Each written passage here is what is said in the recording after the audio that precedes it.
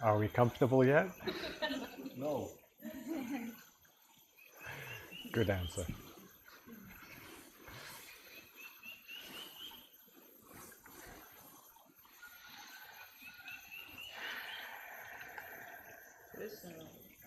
Can we do a guided one?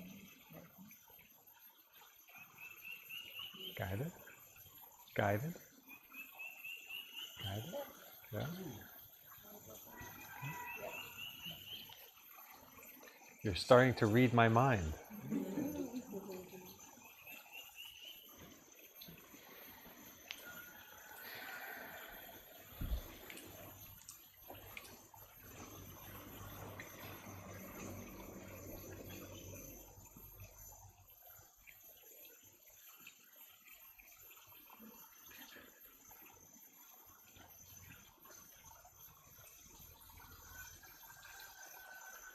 Welcome to session 2 on day 6.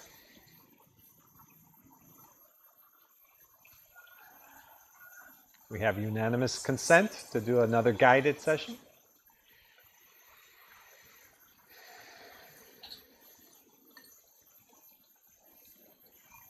I'm going to really take my time on this one.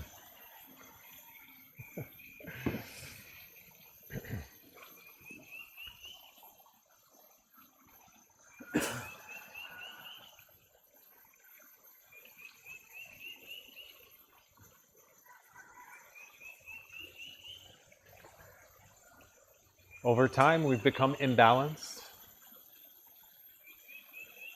In some areas, we have a lot of stuck feelings. In other areas, not so much.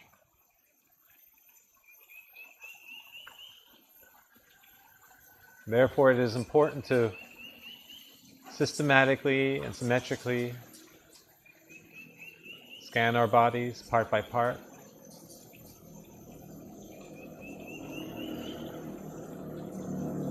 And it has the further purpose of focusing the mind in the way we want it to, not the way it wants to. It wants to jump around, as we've all experienced.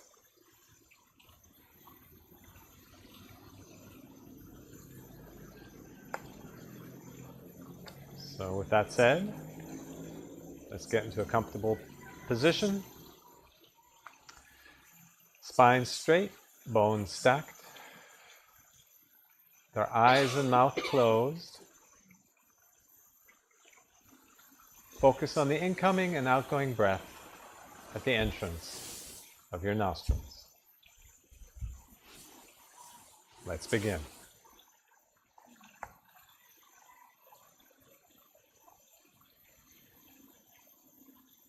If you cannot find your breath, breathe harder once or twice, and then return to natural breath, normal breath. Your breath as it is.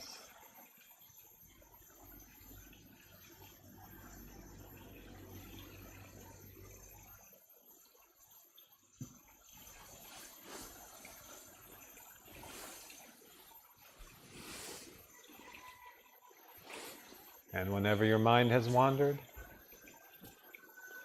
simply notice it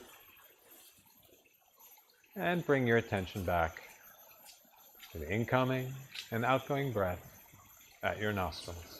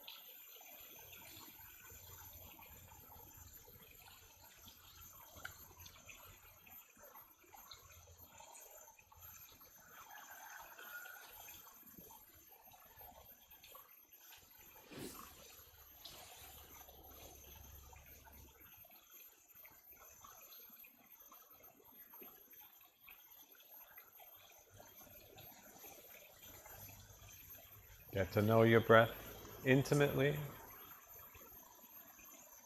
intently, determinately.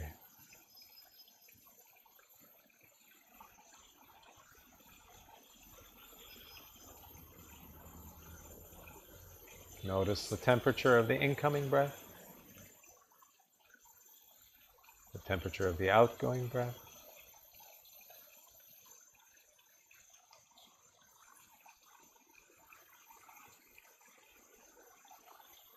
Notice how much is in your left nostril, how much in your right nostril.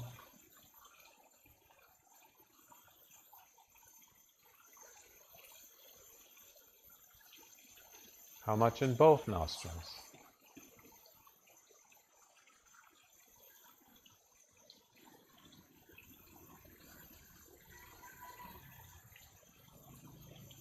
See your breath deeply.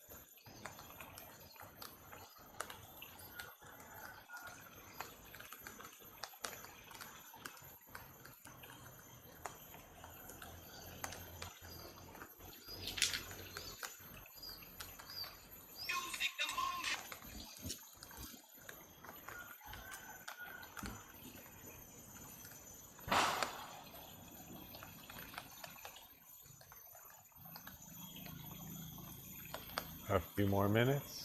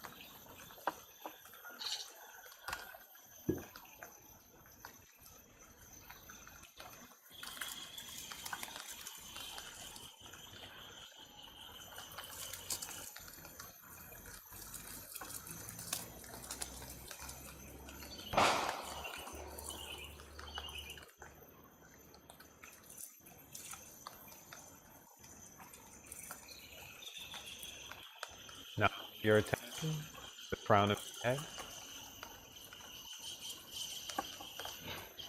Notice any sensations that may arise.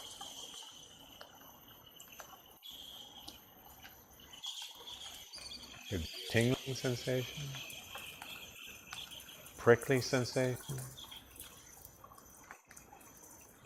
pounding sensation, pulsating sensation, stinging sensation, hot or cold sensation. Any sensation is a valid sensation.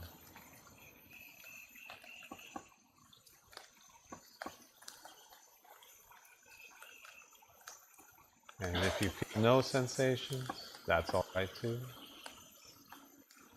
Simply notice. Keep observing.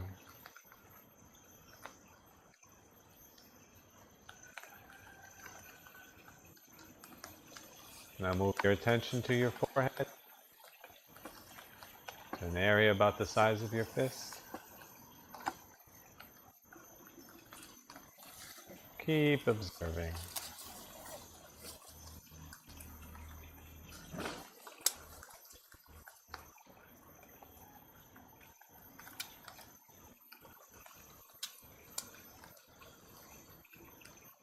Now move your attention to the left side of your head.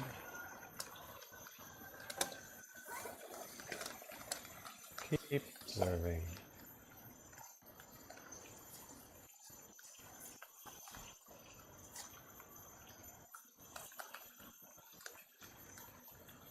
Now moving on to the back of your head. Keep observing.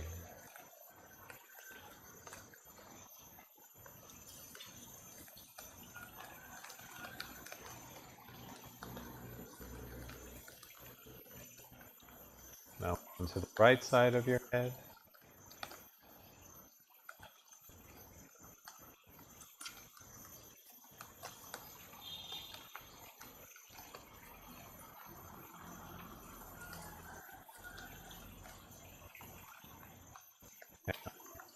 Eye socket.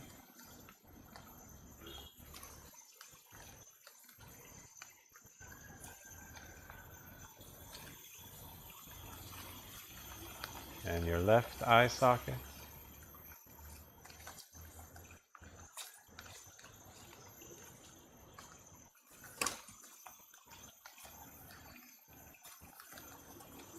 To your left cheek.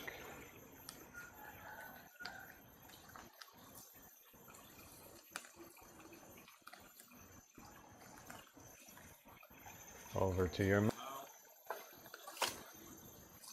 and lips.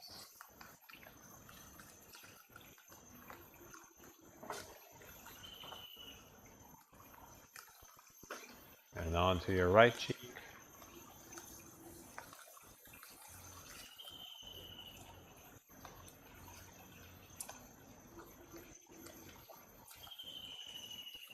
And down to your chin. Keep observing.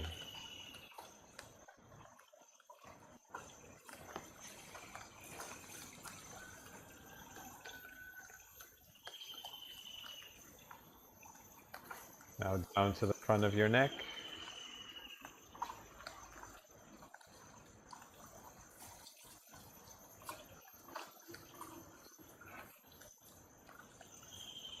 Over to the left side of your neck.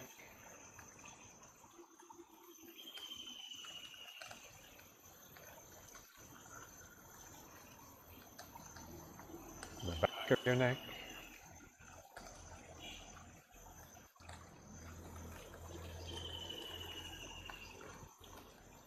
And slide your attention over to the right side of your neck. Always maintaining focus. Always keep observing.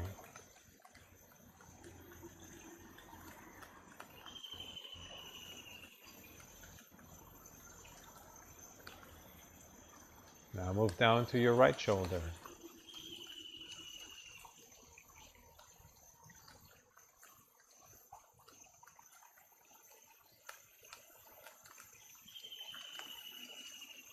And down to your right bicep.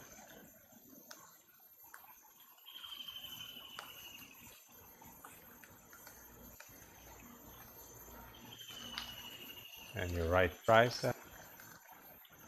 The back of your upper arm.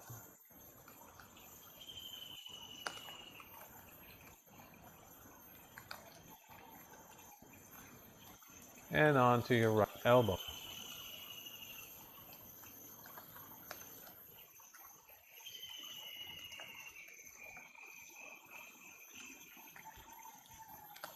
And onto your right forearm. First the front.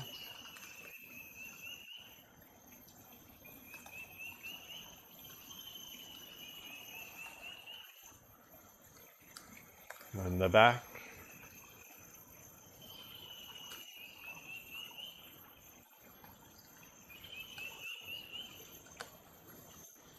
And onto the back of your hand.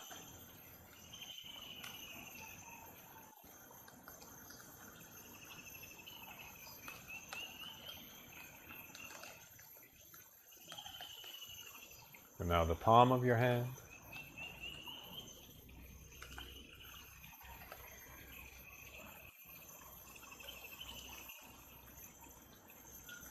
And push your attention into your fingers, observing any sensations that may arise.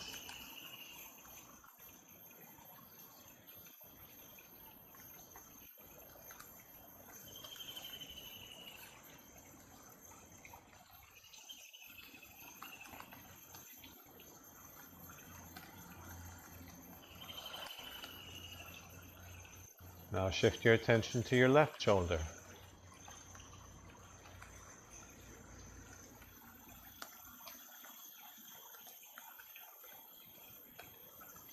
Notice the clothes on your skin.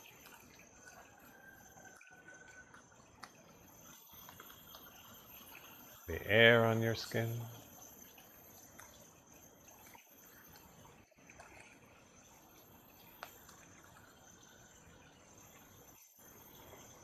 Now continue to your left bicep.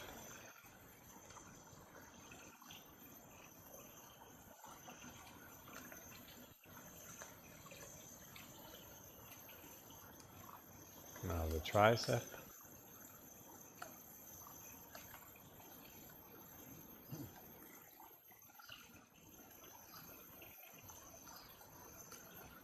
And on to your left elbow.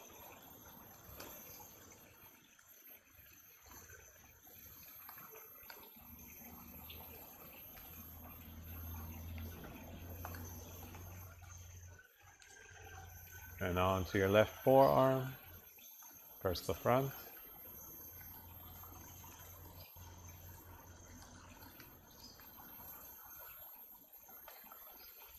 Now the back.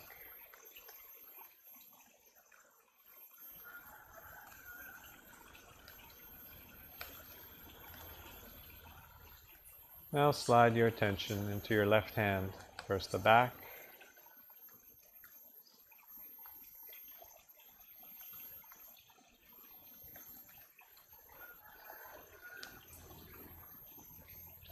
Now the palm.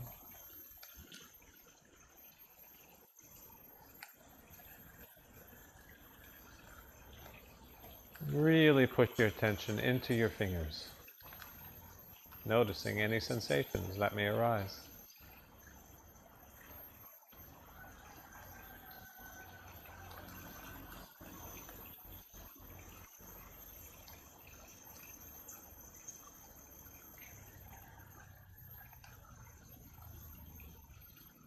Now shift your attention to the top of your back. Let's start with the left upper back.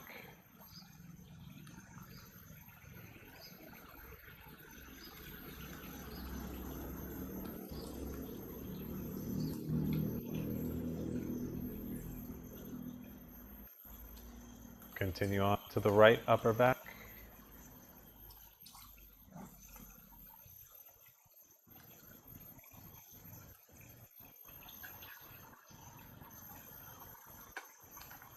Part by part, we move down to the middle, right back.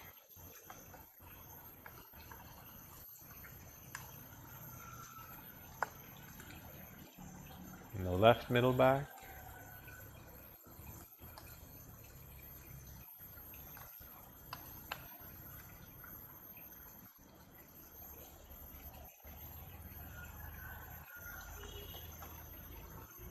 Now the left lower back.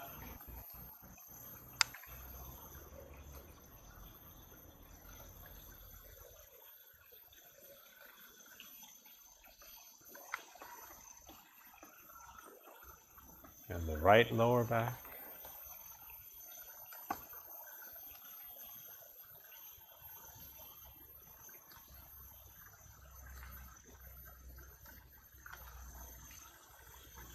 And shift your attention to the top of the chest. Whenever you feel your mind has wandered, simply notice it and bring it back where we last left off.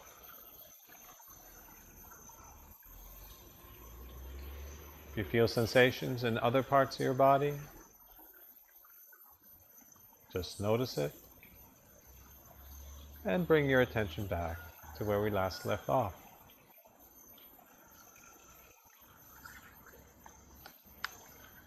If you hear sounds around us, simply notice it and bring your attention back to where we last left off.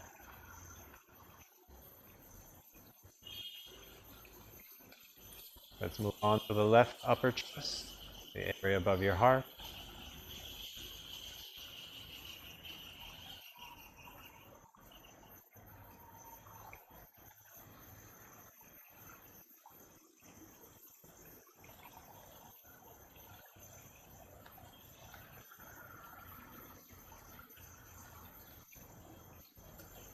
And on to the right upper chest.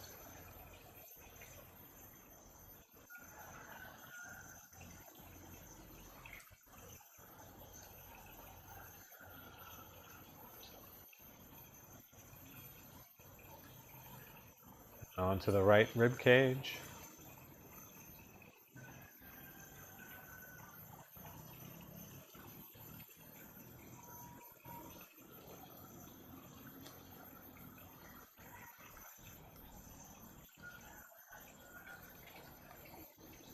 And the left rib cage. Always staying connected. Always gliding from part to part. Let's move to the lower left stomach.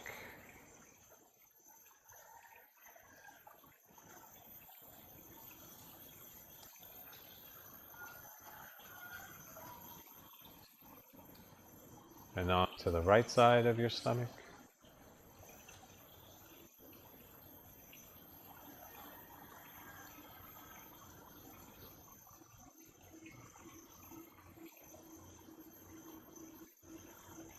And down to your root chakra, the area of your pelvic bone.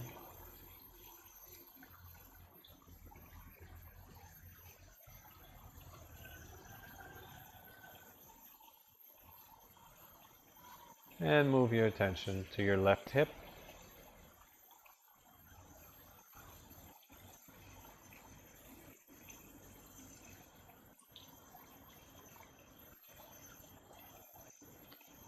And your left butt cheek.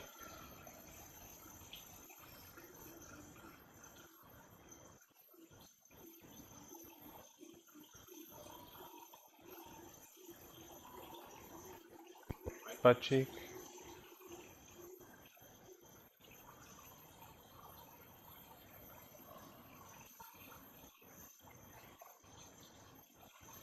And your right hip.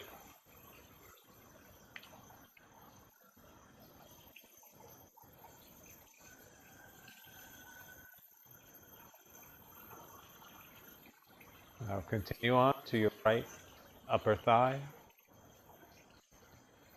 First the front.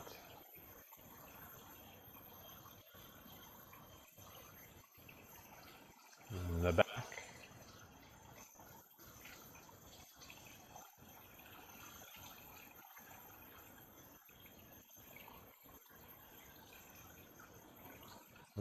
attention down to your knee.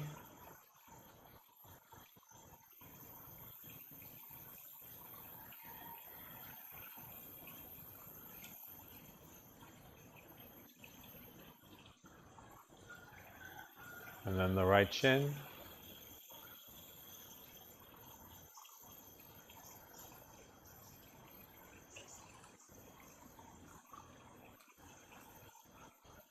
Now the right calf.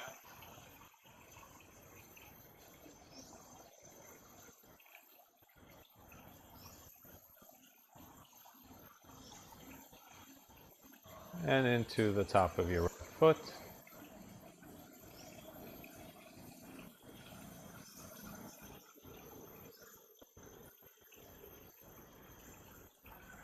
Bottom of your foot.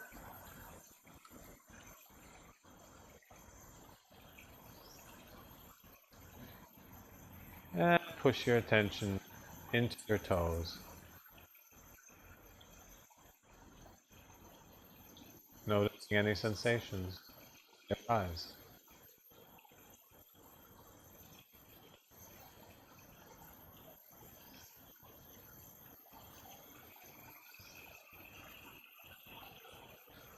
Now shift your attention to your left thigh. First the front.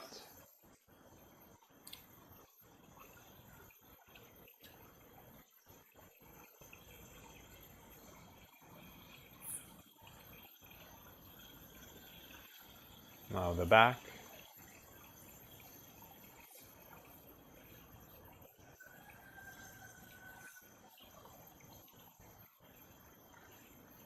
And move your attention down to your knee.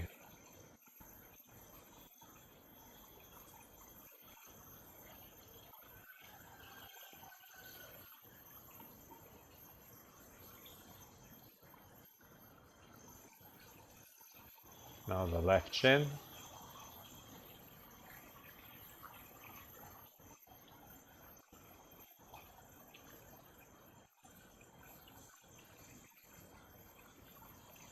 And the left calf.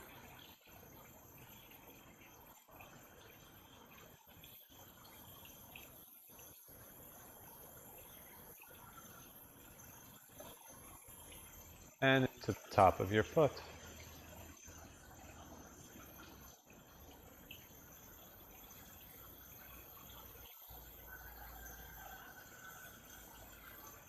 Bottom of your foot.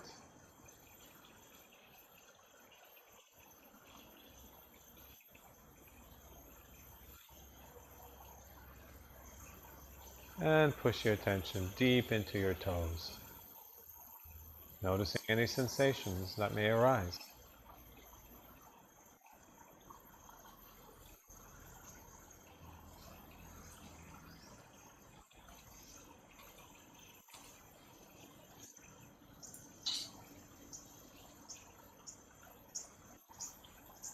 And with that, you may relax your bodies.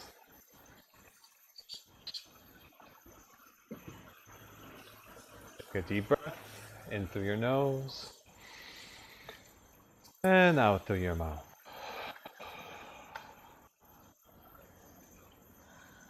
Slowly open your eyes, staying connected. Notice your surroundings.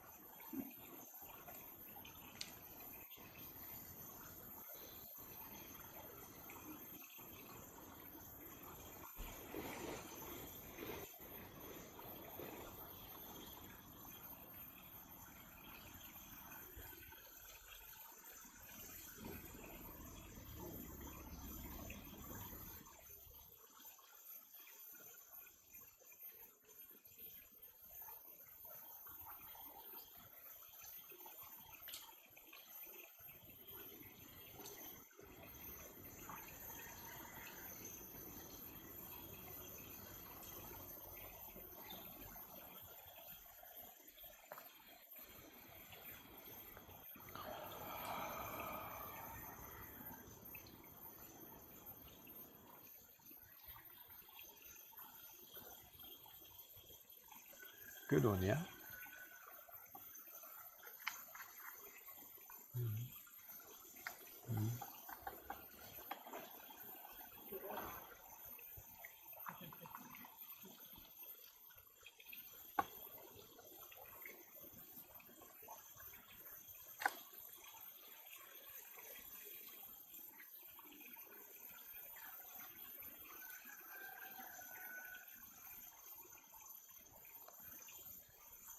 Feeling the connectedness.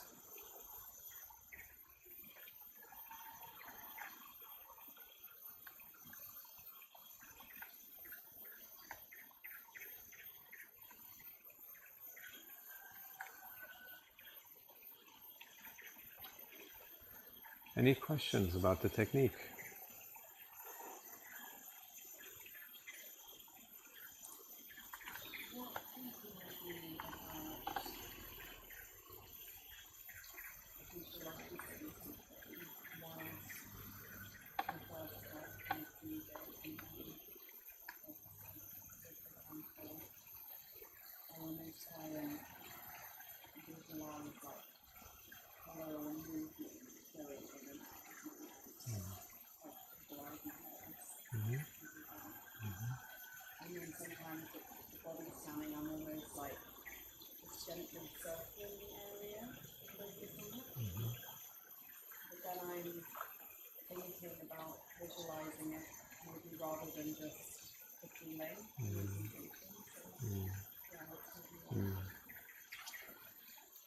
So the traditional take on that is that visualization, counting, some people make sounds,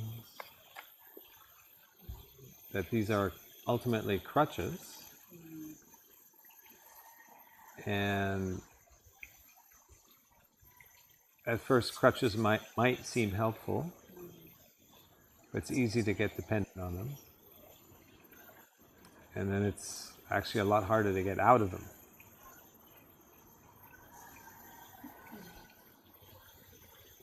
So I would try to avoid it, and if you find yourself playing with that, just be really mindful. The breathing slightly harder, for example, to locate your breath, is also a crutch. You're trying to make up for the lack of sensitivity by the mind.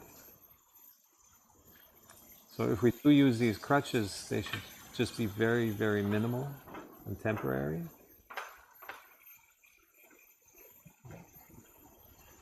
One or two breaths, and then coming back to normal.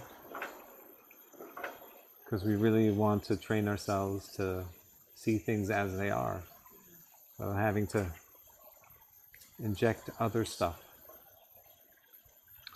There are other meditations that rely wholly on visualizations and counting.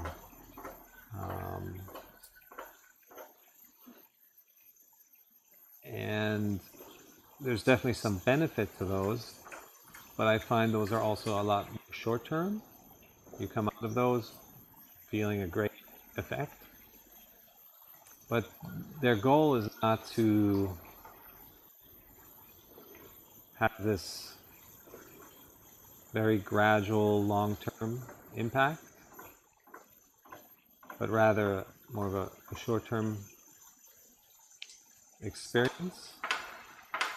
And in context of the short-term experience, there's a lot more leeway.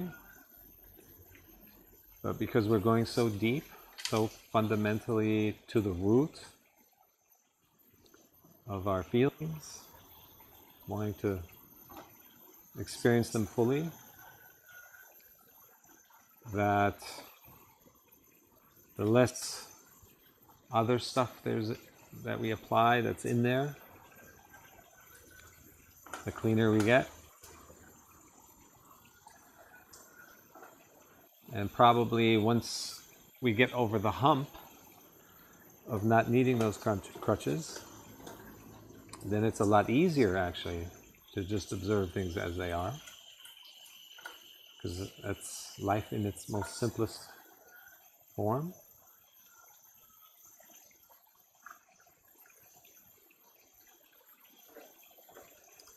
I would say try to stick with observing as is for this practice, and then absolutely enhance your mindfulness practice with other forms of meditation and mindfulness that employ chanting and visualizations.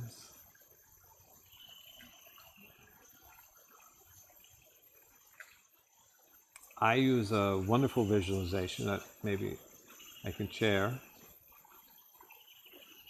When I notice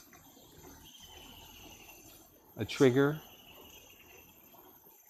that I have difficulty approaching, some issue, some feeling, some stuckness.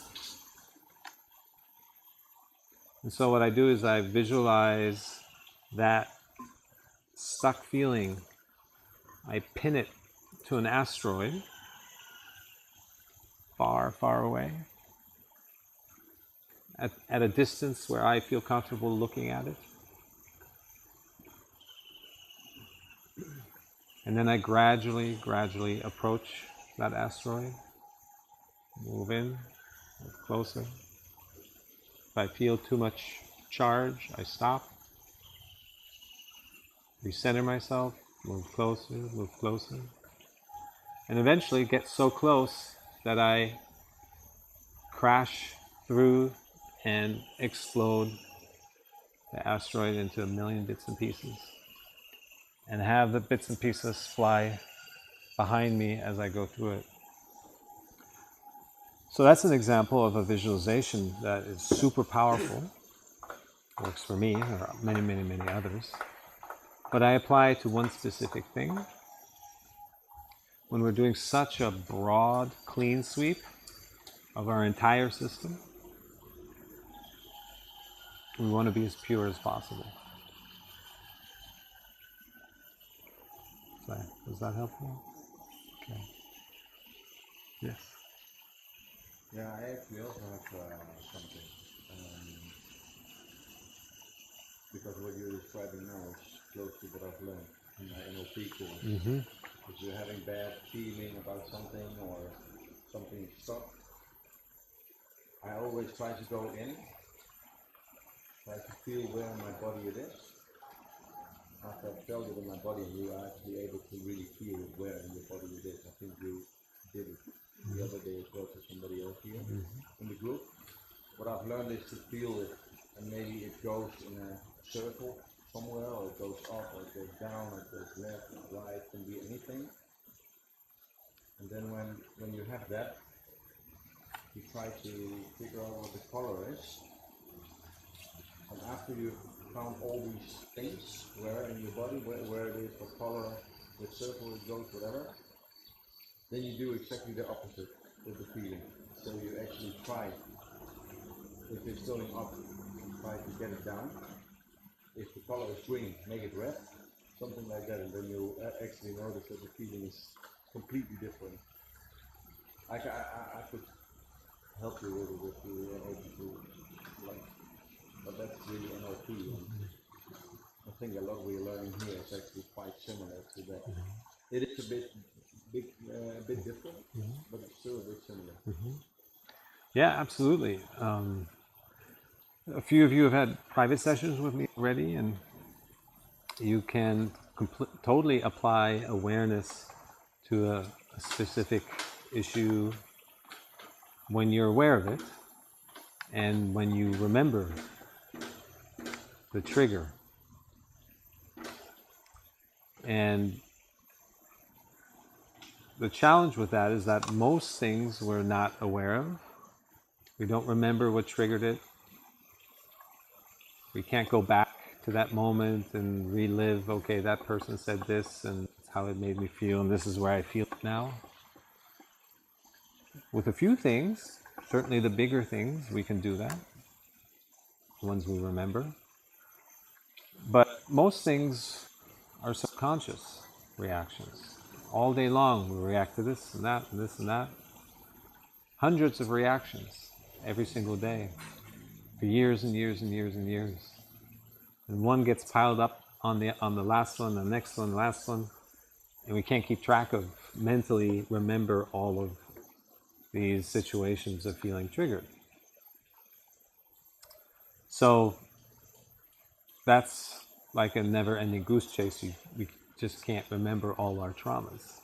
And there are traumas that happen from a very young age that we can certainly weren't aware of at the time. So, and that's existing triggers. That doesn't really help us with avoiding new ones. A new situation may happen and we react to that one and snap, and then we're stewing in that for hours. So we need an additional, a stronger arsenal to also prevent and keep us from creating new stuck feelings, new wounds. Yeah.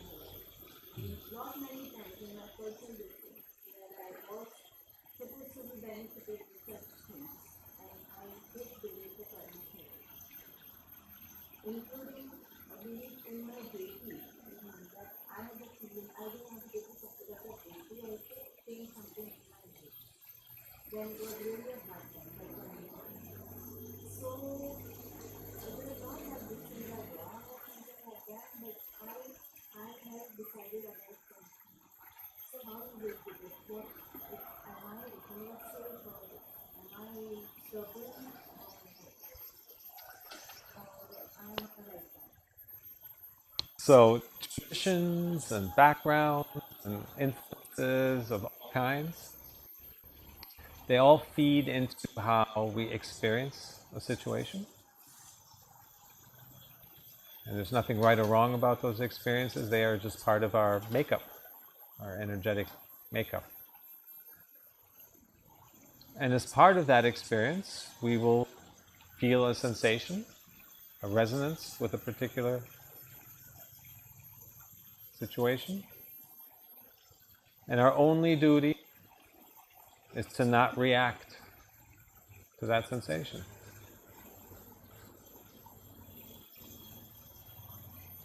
It keeps life very simple,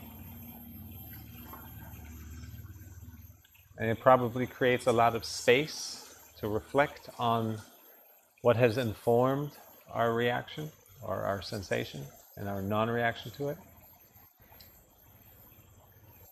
Because you're basically going up the chain back to the origination of how your mind interpreted the situation. And all the factors that go into the mind's interpretation could be traditional values, beliefs, influences, prior conditioning.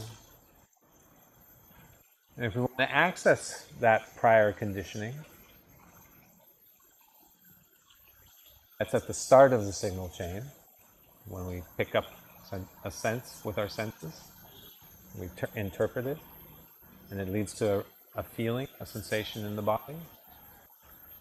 If we're just reacting to the feeling, we're stuck at the end of the signal chain. We're stuck dealing with our feeling, stewing in it forever, keeping it alive, well beyond the actual incident. But once we allow that feeling to be, it creates a sense of reflection and breathing room to actually go back up the signal chain to where it all started, why that feeling is there in the first place. Why do we feel that sensation? And so it starts to go really to the root of our reactivity and starts to clean us up.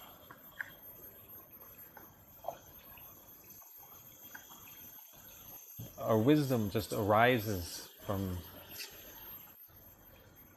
no longer getting stuck at the end, but allowing that to just flow. It's like a light that then goes back inside of us.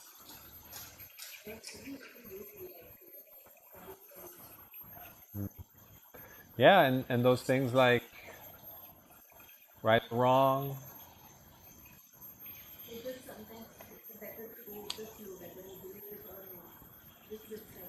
Yes, you can say that. Great question. I have a question. If something's really not resonating with you, just my opinion, which isn't worth out. It's something, I mean, heard this feedback in listening to the inner voice. Where does that come into play? If the inner voice is telling you that's not something you want to do,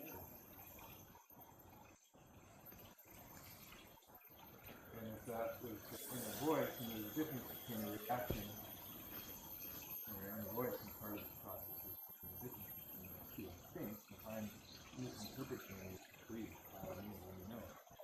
But if the inner voice is telling you that's not for me,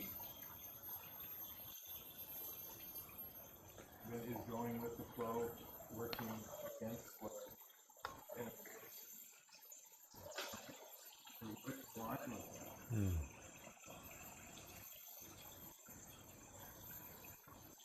So our inner voice originates in the body.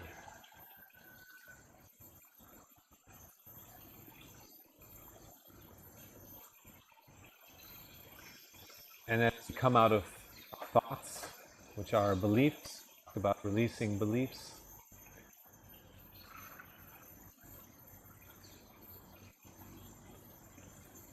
There's a rub between the inner voice growing louder, the way it responds to a particular situation, and then our thoughts about that situation, beliefs about the situation. So it's again the challenge of coming out of our minds, because that's what we've been living so far. It's just thoughts, beliefs, conditioning, reaction to feelings. And it's just a noisy way to live. And it drowns out that subtle, quiet voice, that inner voice. The inner voice is where the resonance happens.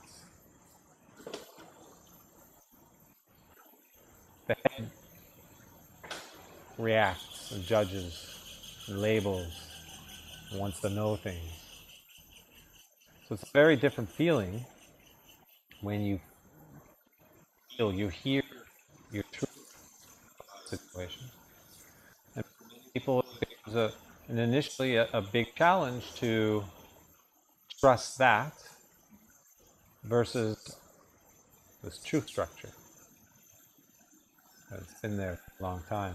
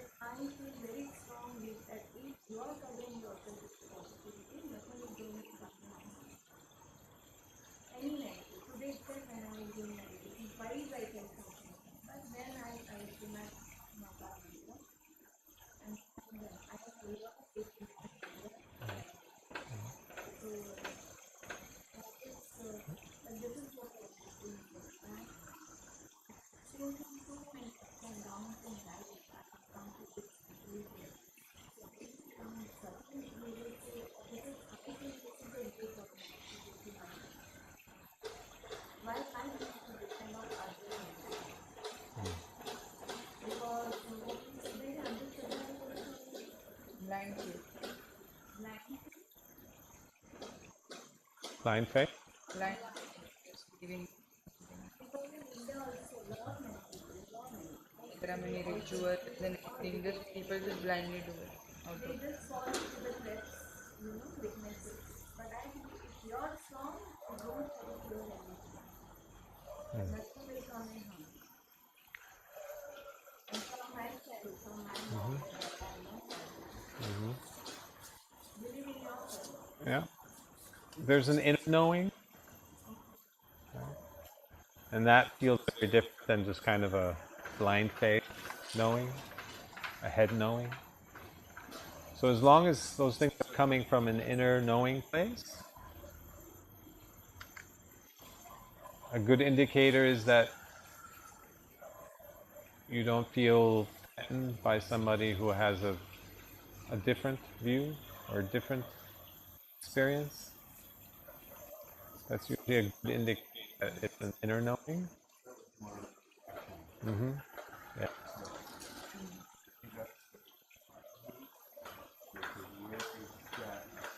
How to kind of react to threaten them. Yeah.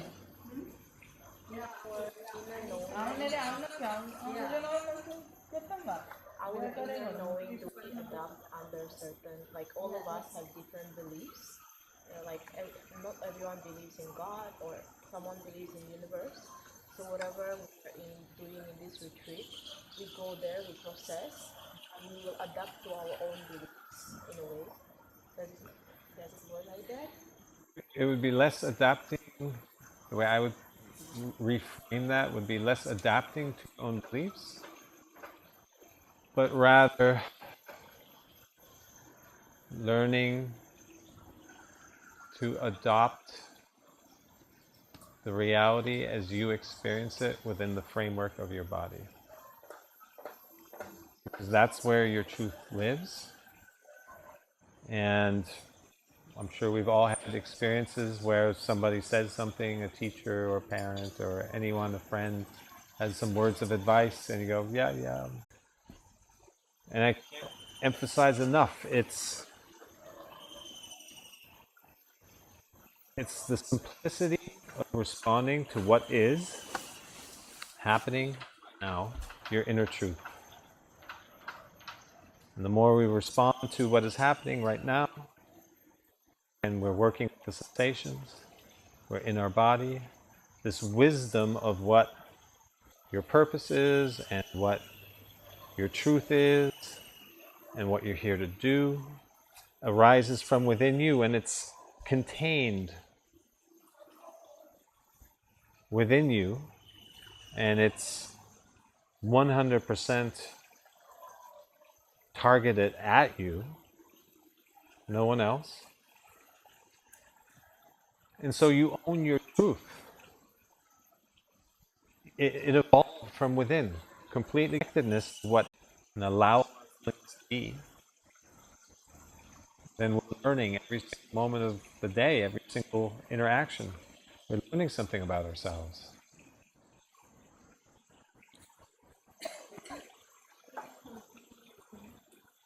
I'm sorry? Yes, please.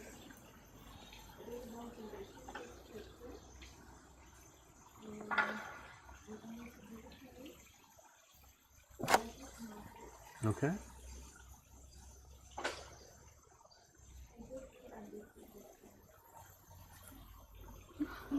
Dynamics that trigger you in the same ways. It's not happening to annoy you. It's happening because you haven't resolved those particular issues. As long as you carry stuck feelings, you keep manifesting circumstances that point them out to you. That's how life works. That's how you learn to realize yourself more. You are the instigator of your own evolution.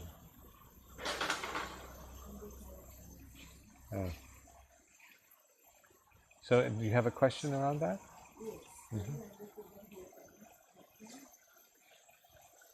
So it goes back to when we were talking about lack. You feel unsafe inside. You seek a partner who makes you feel safe.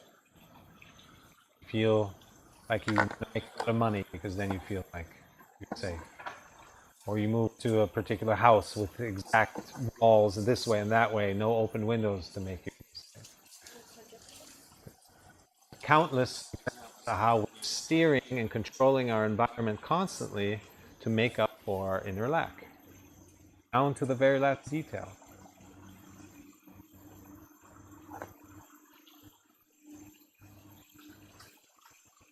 Afraid of taking charge or control or being assertive, so we find somebody who does that to us. So those are the attraction points initially in relationships that mostly unconsciously we seek somebody to make up for our inner lack. And that same chapter continues on to discuss, well, once we get past the point of choosing somebody to help us heal, because ultimately the person that we choose to make up for our inner lack, they're a living, breathing person, and they're going to change and evolve. And we simply can't control somebody else to always say the right things, to always be and act in the right, exact perfect way, and to make us feel safe or loved or whatever it is. So inevitably, they're going to hurt us. And hopefully there's enough communication and transparency there to start the process of working through the inner lack. A supportive partner can help with that. But primarily, it's your own work. So initially, most relationships are about choosing somebody out of unawareness of what we're missing. And then in that experience, we learn one way or another. Yeah.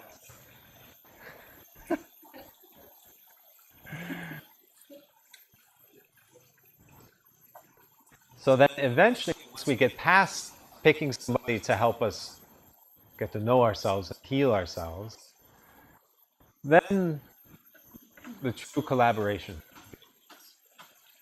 Not about healing each other anymore, but it's about being of service to the world. So the way Mama Papa said, one of the signs was like understanding life is exists. Like I told my dad, I was really thankful for talking about something. I didn't say that. I actually he said, Mama, I remember all the fights we had, but I don't remember making it all together. And some incident was that I thought he was what he was talking about. What did he say about fight तो पापा मम्मा जो सारे incident हुआ मुझे उनको याद कर मुझे सारा याद है कंटेंट लाइफ से मुझे याद है I understood everything.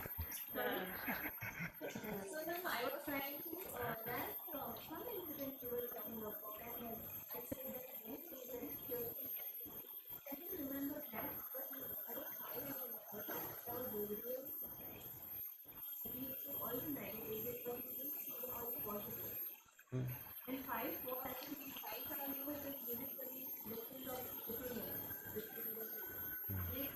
They express in a little louder way. So it's like a fight. Actually, on the day there is a love. So luckily I and Harish had that understanding. There's a big discuss that. Yeah, this is how things get so. Yeah. And both never saw it and I realized never like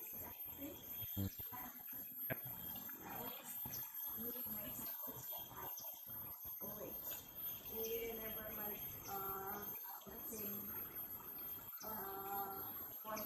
if I tell him something he will feel like and I have to always do something like this. So I was like, okay.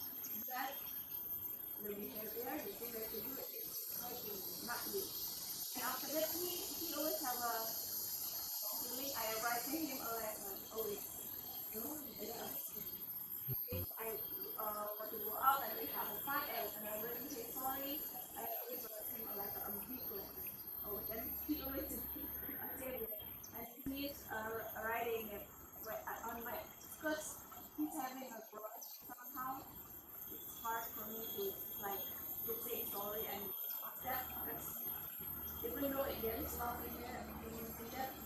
The only thing that he thought is someone that I love said something that I don't love.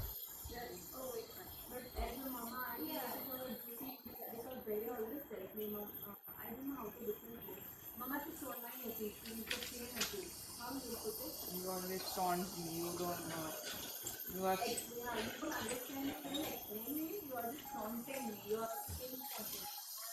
So, yeah. But actually, we can see it, look at Bhaiya, whatever he is and what he is. Because I think it is Mama's job. It is a family, any family person is strong, it is that person's job to show what is right. Yesterday, if you or whatever. That is what I am understanding. Because otherwise, sorry? Let's say right or wrong. Yeah. Yeah, but What's the guy? So there's one very simple piece of advice Listen carefully, guys. that can help prevent a good amount of those clashes and those fights. And it's to take on, especially as a parent to a child, to take on a perspective of interest and curiosity, show an interest in what they're doing. So rather than say you're playing too many video games, stop that. Ask them about their video game. How enjoyable is it? Which one is your favorite? And I've seen this work wonders in healing relationships, because most of our suffering and our fights come from feeling unheard, feeling unseen, feeling disrespected, and not being allowed to be. And whether something is having a positive or negative effect in some way actually comes secondary. The primary connection has to be maintained of staying, being, and staying allies to one another.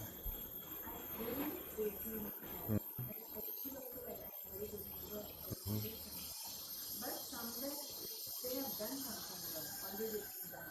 It is our duty to tell them. Most, yeah. Playing games. Anyone who's been a child, which is all of us, will probably remember and be able to reflect that the greatest impact on our own behavior that anyone ever had was how the parents themselves carried themselves. Nothing ever said to us how they carried themselves, how they talked to one another, how they walked the world with us, but never the do this or do that. It's always their degree of consciousness and awareness, ultimately. And if we don't want to call it that and just call it character, that's what imprints itself most. That's how we feel most inspired as children. Because we're getting conditioned to view the world a certain way, to engage with the world a certain way. So what the parent says directly to you is, remember that primarily it's seeing who they are as a person. And so being a good listener goes along a much longer way than somebody do this or that. Being curious goes a longer way than telling them don't do this, do that. Looking for the light in their eyes, not just with children, but with partners and everyone. What excites them, what brings them to life, being supportive to that. Holding space for their experience. And sometimes that means they have to learn things the hard way. Easier said than done, of course, but ultimately that's the best way of getting out of it. So much of a parent's turmoil is having to let your children make those mistakes that they shouldn't have to make because you already made it. This is not how life works. You have to feel it within yourself. And this is what we've been talking about here, is the truth within yourself, not something we were indoctrinated with or conditioned with, that others have told us, that media has told us, that society has told us. Those are all external truths. We have to feel. And that is the truth within the framework of our own body. Sensation.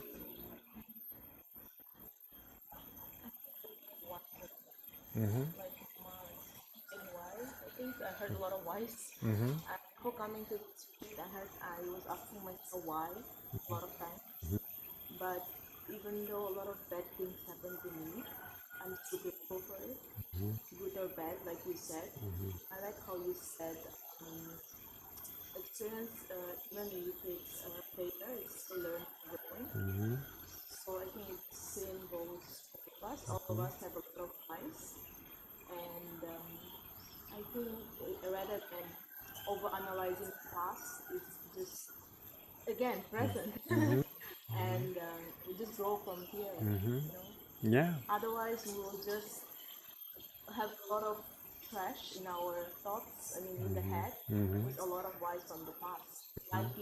Why he acted certain way? Why my parents did this? There are a lot of whys. It's endless. Yeah.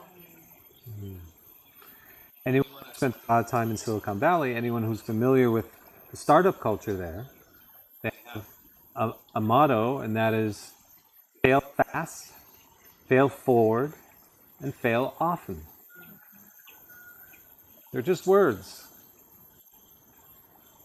And if you reframe the meaning of a word, away from the stigma, the negative stigma, towards a more positive outcome, then everything shifts.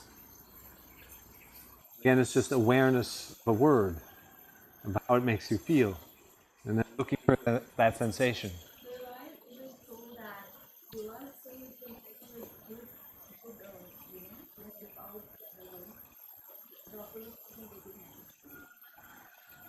In my case, if I say something like excellent to them or something, they did and I was so right.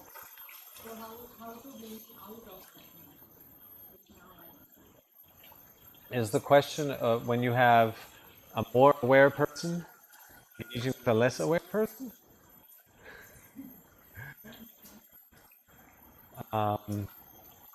Is that how you? Yep. Like you are not aware, but everything after you said the world out there is crazy. You can't. But when you it to a less aware person, and he misinterprets it. See, especially we're not perfect, we're not fully aware, so there's still a component of mind in our behavior, control in our behavior, validation of our beliefs, our behavior. Oh, I'm enlightened now, and now I need to tell others. That's a belief. I can control you to want to feel right over someone else. Awareness is, in its cleanest form, is, I think I said this the other day, is recognizing the experience the other person is seeking to have. If you can stay contained that way, meaning your observation and your experience of the other person is fully on their side. It's all over there. Nothing of you is injecting itself into your behavior, your treatment of them.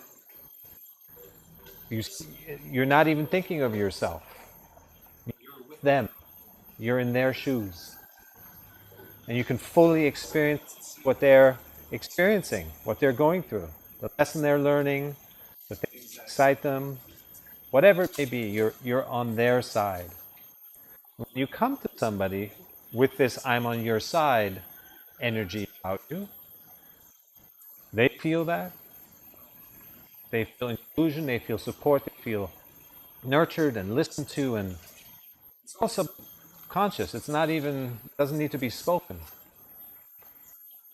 But this is how you can then help them and even tell them things while still maintaining that trust, that proximity, because you're on the inside. You're with them on their inside. Then again, responding to sensations and noticing what they're going through. Then you're clued into their field, their experience. And then you can navigate a situation very easily in collaboration. You won't be led to say something that makes them defensive because you're side by side with them. It's the best way I can describe it.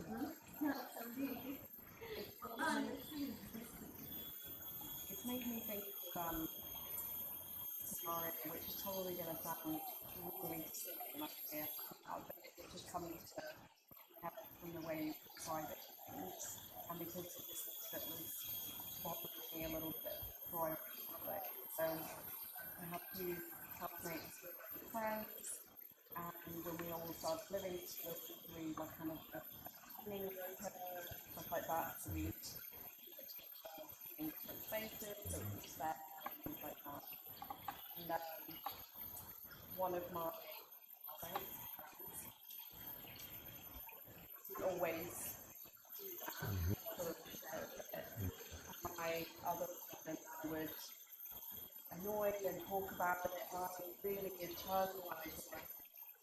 So that means she's not respecting my time and our space. I can really go in this loop around how it affects me and what she was like saying to me. Even though I knew that it wasn't anything personal, I knew she wasn't doing it on purpose, and that she was really busy and had other things going on. And so now I can see, how this practice and, stuff in a way that's not really, and it's not about me. I can see how it's all doing. But from like a practical, day to day, does it mean I just let that go and let that continue?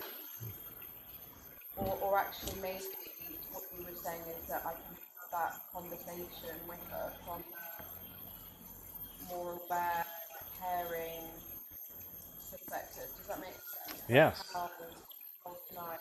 Absolutely. So that's a great question, and that's a great example. Not silly. This is exactly, these are the things that we get consumed by, and they're the little things all day long. Yeah, I think and I knew it was silly, but I go off in a huff and like, oh, I'll do things, So You just gotta clean up. that's the solution. yeah, you still might be led to say something.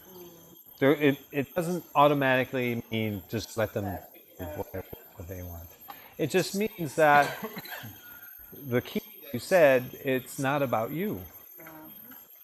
It's about who they are and how they think and what's happened in their life and what they're with, and just really understanding that while keeping yourself out of it and seeing them in clearly. I call it action. That you can then take action, take action appropriately, but it's fully aligned with who the person is and who they are. You're not from this defensiveness or an attack or a character attack. It's just you see them in exactly clearly who they are, and then you see a solution to it arises from this from this being on their side, from being part of that sacred container of holding space for who they are, the solution arises. Okay, this is how they work. This is, I can maybe try saying this, see how you're working with them. And it's much easier to work with somebody. You may have to still, if don't, if they haven't been a roommate for very long, maybe you don't know them fully, and then you may need to ask a few questions, or you know them really well already. But to really be in there with them, inside their head almost, right? You can then have a conversation, the solution of how to motivate them, or knowing whether they can be motivated. It arises from this clear vision and this clear experience of who they are, and in this situation, in this exact situation, not yesterday, it's not who they are tomorrow, it's who they are right now, to work with that, what's there. When something like this happened, I was like, I'm not their mama. I'm not gonna Yeah. do that.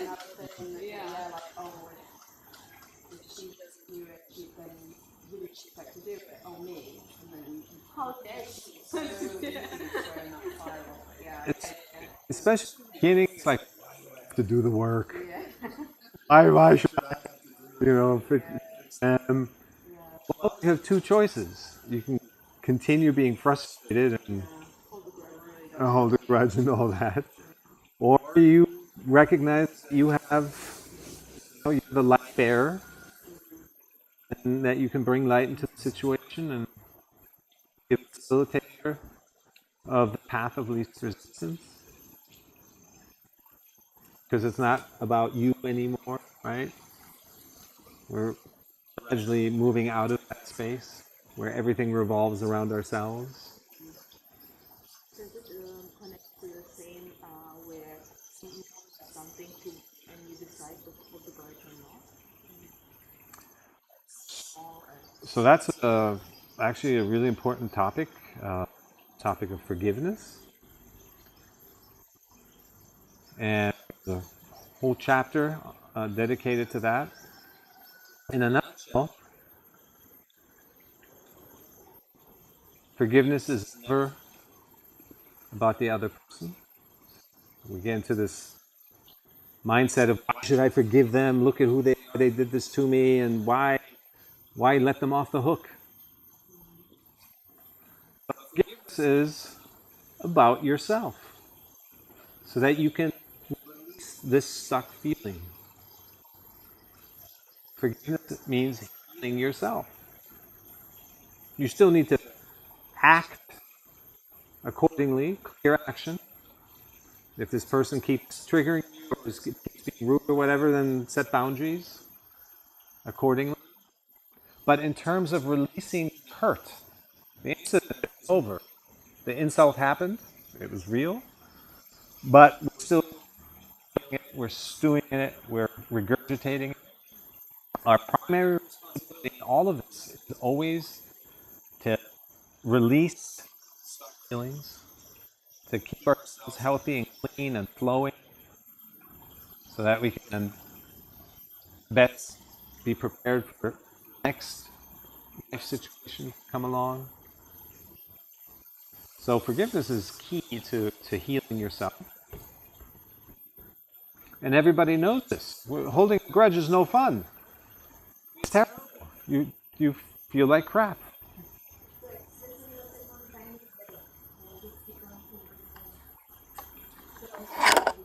It's the same process if there's a grudge, if there's a feeling. A grudge is a reaction to feeling a certain way. So look for that feeling, look for the sensation, where is it in your body? Keep your attention there, unjudgmental, just observe, view its shape, its color, its size, is it moving, what is its character? And before you know it, that feeling will dissolve. Because what's keeping it there is you pushing away. That's what keeps it stuck. And so the things that we do, we can release this way. It's just that most things we don't remember. So we need a bigger platform, a bigger practice to really keep ourselves in this optimal, non-reactive state. Because it's not just about things that have already happened, but about moving forward to not be at the mercy of our environment. I was doing all of them, sitting there and working with people. And it was really, I feel like vibes were different. It was hard. It was a group meditation. I was team and I did all alone. It was not that strong. But somewhere we need to be open to depend on the environment, right? Yeah. So why? Because we are living in cities and society. We always go back to our sensations. The mind overcomplicates things.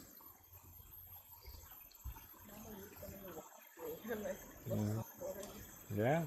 You use so many lights. Yeah, let's count how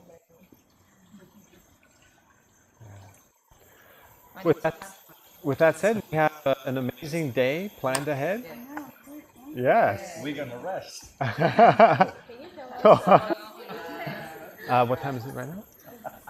Now Okay. So at noon, in 25 minutes, in the main room.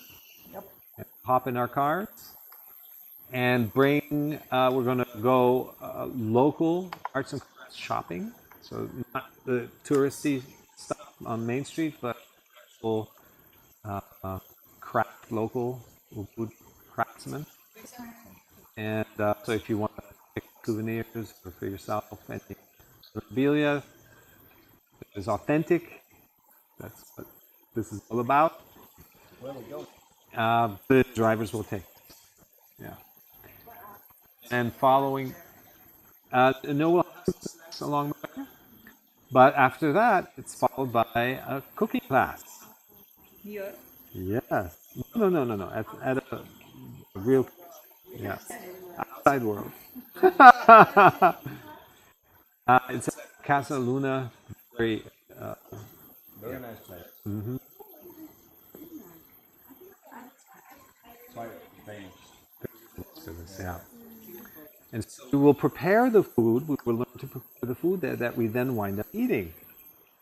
So that will be our dinner. We'll be making our dinner. And that's followed by ecstatic dance night at the yoga barn, where we really get to let loose. it's optional. It is optional if you don't want to. So, meet you at the main. Yep. And We don't come back until we come back from yoga bar, yeah, right? yep. Yeah, so bring clothes for shopping, cooking, and dancing. Yeah, you may not need one set, may be fine.